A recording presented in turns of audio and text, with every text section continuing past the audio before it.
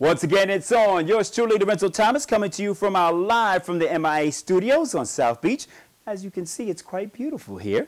But we're not discussing the latest party that's going down. But I want to make you fully aware of the South Beach effect and the role it can play in an NBA game between the Miami Heat and the Cleveland Cavaliers. South Beach is a true home court advantage for the Heat, especially when a visiting team comes to town 2 days early. One must wonder, did the Cavs do a little partying prior to the game?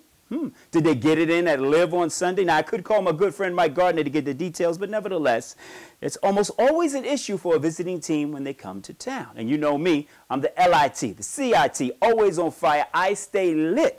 And the Miami Heat were bringing straight fire against the Cavs. Let's check in with sports brother #1, Jeff Foxx, to break down the game. All right, we are here at the American Airlines Arena. Make it 7 in a row for the home team, the Miami Heat, all over the Cleveland Cavaliers tonight, 98-79. It was not to be for the Cavs, as the Heat have beaten them now for the 14th straight time here at the American Airlines Arena. I don't know what happened to the Cavaliers' defense. They are deplorable on defense. They came in 27th ranked in the NBA going into tonight's game, and they really showed it. They are terrible on defense. The Heat definitely needed this game, and they win 98-79. They stay a game and a half behind the Washington Wizards in the Eastern Conference. So big win for the Heat.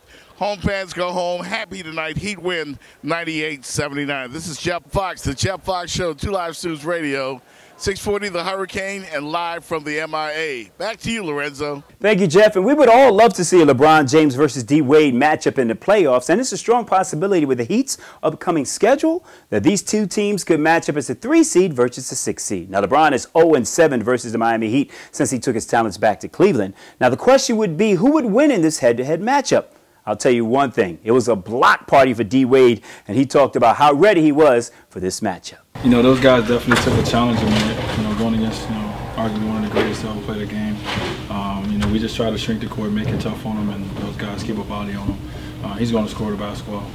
He's got over 30,000 points. So we just wanted to make it tough, and coach just talked about winning plays, and that's all that was in my mind. So just have an opportunity to, see a couple of the familiar moves that he was making and being able to be in the right spot to be able to, time it right. D-Wade finished the game with 12 points and a career-high 4 blocks.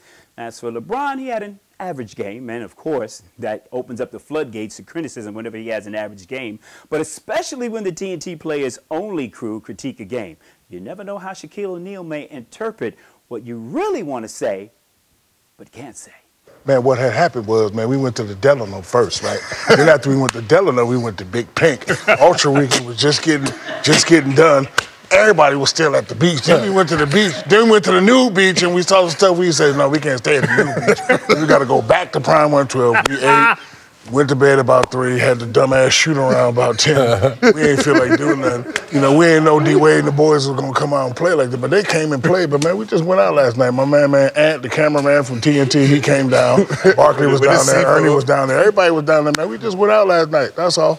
Yo, Shaq is just stupid. Anyway, we're ready for the stretch run with hopes that the momentum carries the Miami Heat into the playoffs, plus this could be a preview matchup. Before we go, I got to send some shouts. Good seeing you. Richard Hamilton, Rip, what's good? George Sedano, Chris Perkins, and my good friend Dana Jones of the NBA.